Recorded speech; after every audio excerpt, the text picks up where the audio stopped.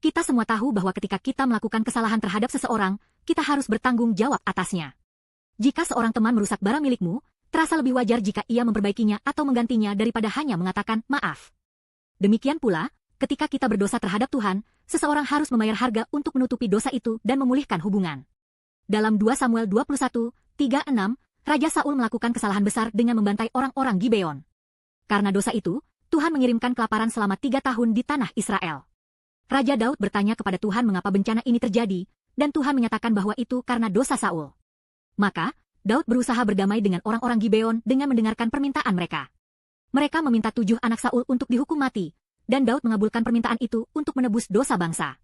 Di sini muncul kata penting, penebusan, yang dalam bahasa Ibrani berarti menutupi atau mendamaikan. Ini tentang memulihkan hubungan yang rusak antara Tuhan dan manusia karena dosa. Daud berkata, "Apa yang harus kulakukan untuk menebus dosa, sehingga kamu memberkati umat Tuhan?" Ini menunjukkan bahwa untuk memperbaiki kesalahan, sekadar permintaan maaf tidak cukup, harus ada harga nyata yang dibayar. Mari terapkan ini pada kehidupan kita.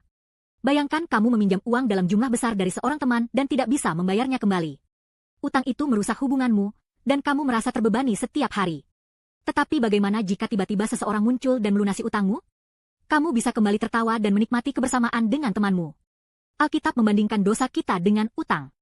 Kita telah melakukan kesalahan terhadap Tuhan, dan dosa itu memisahkan kita darinya. Tetapi Yesus membayar utang dosa kita dengan darahnya di kayu salib, memungkinkan kita untuk kembali dekat dengan Tuhan. Sekarang saatnya untuk merenung. Kita sering hidup sesuai keinginan kita sendiri, melupakan Tuhan.